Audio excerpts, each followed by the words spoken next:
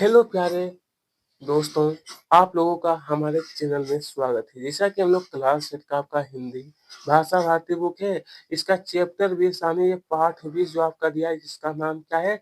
नन्हा सत्याग्रही। तो आइए पाठ का अभ्यास हम लोग देखेंगे। सबसे पहले आपका जो प्रश्न दिया जाएगा वो बोध प्रश्न रहेगा। शब्द का अर्थ देखते हैं आखिरकार किस प्रकार से हमने दिया है। देखिए सलूक का अर्थ होता है व्यवहार, दफा हो जाना, तेजी से भाग जाना या फिर चला जाना। नाचीज का मतलब तो ये महत्वहीन, इस तरीके से आप इन्हें। अब आइए यहाँ पे जो कहे संक्षेप में, वह बात जरा सी थी, वह जरा सी बात क्या थी जिसके कारण मोहन मोहन रोए जा रहा था। तो आइए इसके बारे में जो आपको लिखना है ना प्रिय दोस्तों, उत्तर जो होगा वो आपको लिखना है कि वह बात जरा सी थी, वह यह थी कि थानेदार के, यहाँ पर दोस्तों बताया गया है कि देखिए, थानेदार के दर्जे के पुलिस अधिकारी ने मोहन नामक छोटे से बालक को चपट लगा दी थी। मोहन का कोई कसूर नहीं था, फिर भी उसे चपट लगा दी गई। इस छोटी सी यानी छोटी सी जिसको हम कहते हैं जरा सी बात बात पर मोहन रोए जा रहा था। कौन? तो मोहन जो था। ठीक है, फिर देखिए इसके आगे जो पूछा गया है ख नंबर में आपको जो दिखाई दे रहा है कि जा जा कुछ नहीं हुआ, पीट दिया हमने, कर ले जो कुछ करना है। अब शेर सिंह के भीतर बैठा पुलिस वाला बोला, इस कथन में पुलिस वाले का क्या भाव है? सही उत्तर चुनकर लिखिए। इसमें से मतलब क्या है? आपको सही उत्तर का चुनाव करना है। आपको यहाँ पर 4 ऑप्शन दिया है कि घमंड, घृणा, क्रोध और लापरवाही। तो इसका सही उत्तर जो हमारा होगा ना वो घमंड होगा। कौन सा? ए वाला जो ऑप्शन आपको दिख रहे हैं वो घमंड, इसमें आपको टिक लगाना है। ठीक है, कहने का मतलब ये घमंड है उसके पास। फिर अब कहा है कि मोहन के मित्रों ने उसका उसका साथ कैसे दिया? मोहन का जो मित्र था उसका साथ। तो आइए लिखना है कि मोहन के मित्र प्रभात प्रभात फेरी के लिए निकले। वे तखित्या लिए हुए थे। उन्हीं में मोहन को भी जाना था, परंतु पुलिस चाचा के द्वारा चपट लगाए जाने पर वह उनके घर के फाटक पर सत्याग्रह पर बैठ गया। कि पुलिस चाचा ने कि पुलिस चाचा ने ध्यान रहे कि पुलिस चाचा ने बताया कि उसकी क्या गलती है जिसके लिए उसे चपट लगाई। यह बात सुनकर सभी बच्चे रुक गए। बड़े बच्चे ने तिरंगा ऊंचा करके कहा कि इंस्पेक्टर साहब को सफाई तो देनी ही होगी। इसी पर गांधी जी के नाम के जयकारे लगे। इस प्रकार मित्रों ने मोहन का साथ दिया और पुलिस इंस्पेक्टर ने अपने ज्यादती के कसूर को मान लिया। इस तरीके से आपको भी प्रिय दोस्तों क्या करना है? पूरा का पूरा उत्तर लिखना है हिस्से देख करके। अब चलिए यहाँ पर क्या है, विस्तार से आपको बताना है, जैसा कि प्रश्न में पूछा गया है कि इस पाठ में कुछ कुछ वाक्य ऐसे हैं जिनमें बालकों की बात पर ध्यान न देने का भाव दिया है। ऐसे 4 वाक्य पाठ से छाट देखिए कितना उसमें कितना कितना। तो आपको यहाँ पर कहा है कि कम से कम 4 वाक्य को छाट कर लिखिए। तो आइए पहला जो आपको लिखना है कि अरे भाई बड़े हैं जरा जल्दी होगी, किसी ने उन्हें नहीं टोका, एक तुम ही उनके आरे आ गए। यह पहला भाग हो गया। फिर दूसरा आपको लिखना है कि लड़का जिरह किए जाता है। जिरह का मतलब है कि वह जिद किए जा रहा है कि इसे कौन समझाए, रोता है, रोने दो, कब तक रोएगा, अभी थक कर आप चुप हो जाएंगे, चलो जी चलो, सब इंस्पेक्टर साहब आप भी चलो। इस तरीके से आपको पूरा कंप्लीट कर लेना इसके बारे में। फिर थोड़ा सा ना कि सुबह सुबह ही सुबह रोनी रोनी सूरत सामने पड़ी, छुट्टी का दिन ना बिगड़ जाए, छुट्टी का दिन ना बिगड़ जाए। बस इतना ही आपको लिखना है इसके बारे में प्रिय दोस्तों। मैं आशा करता हूँ कि आप लोग इन्हें अच्छी प्रकार से नोट कर लीजिएगा। ठीक है। अब चलिए यहाँ पर जो आपका प्रश्न जो पूछा गया है कि लड़का लड़का जिरह किए जाता किए जाता है इसे कौन समझाए। लोग किस आधार पर, कहा लोग आखिरकार वो कहा कि किस आधार पर ऐसा कह रहे थे। तो दोस्तों आइए इसके बारे में लिखना है कि लड़का जिरह किए जाता है इसे कौन समझाए। इस तरह की बात लोग इस आधार पर कह रहे थे कि मोहन को पुलिस अधिकारी के द्वारा एक चपट लगाए जाने पर वह रोता ही जा रहा था। वह कह रहा था कि वह कह रहा था कि देखिए यहाँ पर उसका अपराध क्या है जिसके लिए उसे चपट लगा दी गई है, केवल इसलिए कि मैं छोटा हूँ और कमजोर हूँ। साथ ही बड़ों ने भी नहीं टोका, उन्हें मोहन ने टोक दिया तो उसे पीट दिया। कोई बड़ा उन्हें उन्हें रोकता टोकता तो उसे, तो क्या वह उसके चाटा जर देते? नहीं तो, परंतु मोहन को इसलिए पीट दिया कि वह बच्चा छोटा और कमजोर है, इसीलिए ना।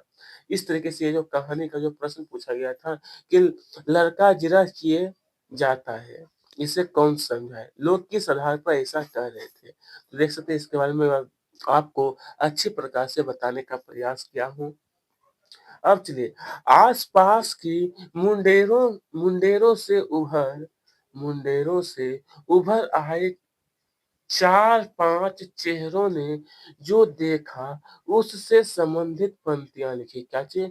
तो यहाँ पे से पूछा गया कि उससे संबंधित पंक्तियाँ लिखिए। तो आइए मैं बताता हूँ।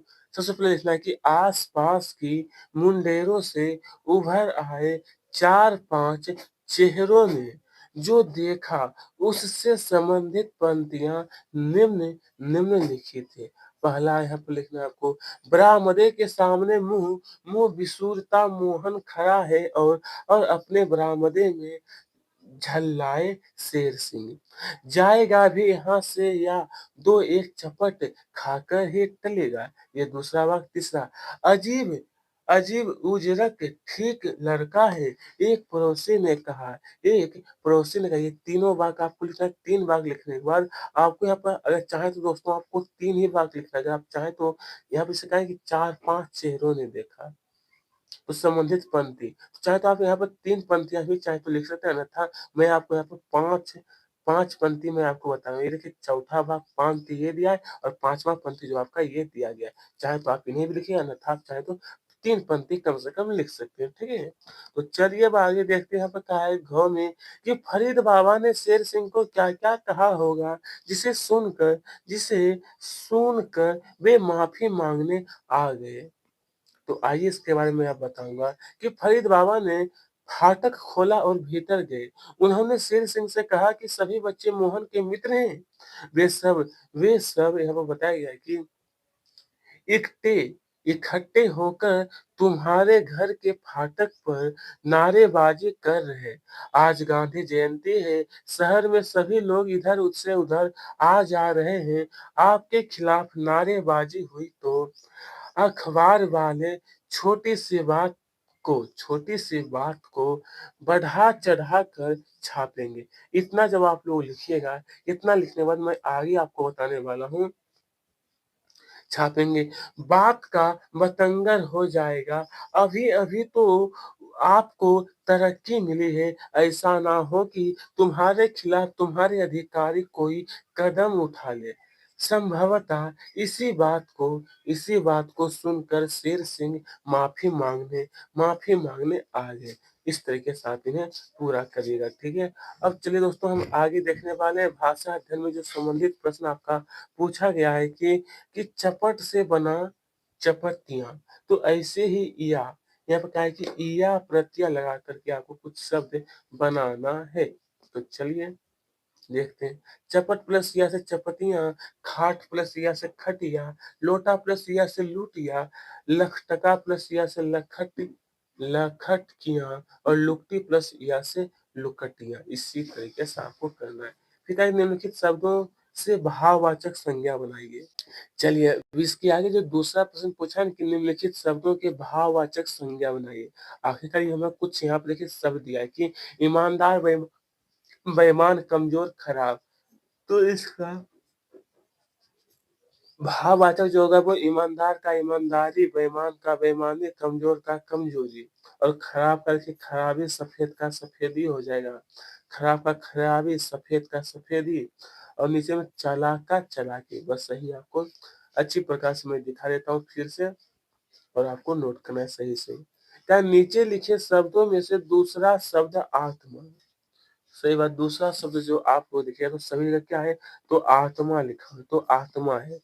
तो प्रथम शब्द क्या है वो लिखिए। तो देखिए महात्मा में प्रथम जो है वो महा प्लस आत्मा, धर्म प्लस आत्मा, पुण्य प्लस आत्मा, परम प्लस आत्मा और यहाँ पर पाप प्लस आत्मा। बस सही आपको पाँचों वाक्यों को देख लेना है। ठीक है? चलिए। अब यहाँ पर कहा है प्रश्न 4 में कि आगे लिखे वाक्यों में कोष्ठक में अंकित मूल क्या क्रिया का सही रूप बनाकर रिक्त स्थान भरिए। रिक्त स्थान का है आपको भरने के लिए। ये जो आपका दिया है ना कि स्कूल की घंटी, यहाँ पर दिया है खाली स्थान, मंदिर में घंटा। तो चलिए मैं जो आपको लिखना है वो मैं बता देता हूँ। सबसे पहले लिखना है कि 1 नंबर जो आपको दिया है ना कि मंदिर में घंटी, यहाँ पे लिखना है आपको बजी। यहाँ पे लिखना है कि बज गया। बजी और बजाया गया। 2 नंबर का जो उत्तर लिखना है कि मनाते हैं, मनाते हैं, मनाते हैं, मनाते हो। 3 नंबर का जो खाली स्थान दिया वो होगा फहराया, यहाँ होगा फहराई। और 4 नंबर जो आपको दिया गया वो होगा आया, आया और यहाँ पे होगा आई, आया और आई। बस इसी प्रकार से। क्या है, कुछ शब्दों में से या हट गए, कुछ शब्दों में जहाँ जो ज़रूरी हो वहाँ वही चिन्ह लगाकर ठीक सही कर दें। 5 डका, मुँह, हँसना, आँख। तो चलिए मैं बताता हूँ। तो 5 जो होता है वो सही करके लिखना है तो आपको 5 इस तरीके से लिखाता है। और डका जो दिया है ना, डका ये डंका होता है, ये मुँह होता है, ये हँसना होता है, ये आँख होता है, ठीक है? ये क्या होता है हमारा आँख। उसके बाद ये होगा तख्तियाँ, ये होगा तख्तियाँ, ये होगा हमारा गांधी। ये क्या होगा दोस्तों हमारा गांधी। उसके बाद देखिए और 8 नंबर जो आपको दिया गया वो 8 में आपको लिखना है मंच। 8 में क्या लिखना है आपको दोस्तों? मंच। इस प्रकार से आप इन्हें पूरा करिएगा, ठीक है दोस्तों? तो चलिए मैं आगे की ओर बढ़ने पाते हैं अब। क्या बड़ा या बड़े शब्द का प्रयोग भिन्न-भिन्न अर्थों में प्रयोग कीजिए और अर्थ भी लिखिए। तो बड़ा, आकार में या उम्र में बड़ा, पद में बड़ा, तो खाने की वस्तु का नाम हो सकता है यहाँ पर। कि वाक्य में प्रयोग कि उसका घर बड़ा है, रामू मोहन का बड़ा भाई। इस तरीके से आपको लिखना है। फिर देखिए मोहन आजकल बड़ा अधिकारी है। आज मैंने दही के साथ बड़े का स्वाद चखा। बड़े का स्वाद। इस तरीके से आपको लिख लेना है। प्रश्न 7 में फिर पूछा गया है कि इन मुहावरे के अर्थ लिखिए और वाक्य में प्रयोग कीजिए। टस से मस न होना, पहाड़ टूट पड़ना। इसका जो अर्थ होता है कि टस से मस न होना, ना हटना या प्रभावित ना होना या ना हिलना। वाक्य प्रयोग में लिखना है कि धरने पर बैठे बैठे लोग समझाते हैं पर भी टस से मस नहीं हुए। उसके बाद देखिए दूसरा पहाड़ टूट पड़ना यानी बड़ी विपत्ति आ जाना। वाक्य प्रयोग में आपको ये वाला अच्छी प्रकार से देख करके उत्तर में आपको लिख लेना है, ठीक है? चलिए, फिर प्रश्न 8 में क्या है कि खाना सहायक क्रिया का विभिन्न अर्थों में प्रयोग करते हुए 4 वाक्य का है आपको लिखने के लिए। तो चलिए, वह खाना खा रहा है, भोजन में संज्ञा, भोजन क्या है? संज्ञा। यहाँ पे देखिए, वह कुछ खा रहा है वो क्या हुआ? वो क्रिया होगा। वह 4 खाने की कमीज पहने हैं, 4 खाने। तो रंग यहाँ पर रंग कला। वह चारों खाने चित गिर पड़ा, नहीं वह स्थिति। इस तरीके से आपको कहा गया था इसमें 4 वाक्य आपको लिखा था, मैं बता चुका हूँ। प्रश्न 9 में फिर पूछा गया है यहाँ पर देखिए कि निम्नलिखित प्रेरणावर्धक क्रियाओं को अलग-अलग वाक्यों में प्रयोग कीजिए। प्रेरणादायक, तो इसका उत्तर आप लोग खुद करने का प्रयास करिएगा। इसी के साथ आज का जो हमारा वीडियो है, यहीं पे समाप्त है। धन्यवाद।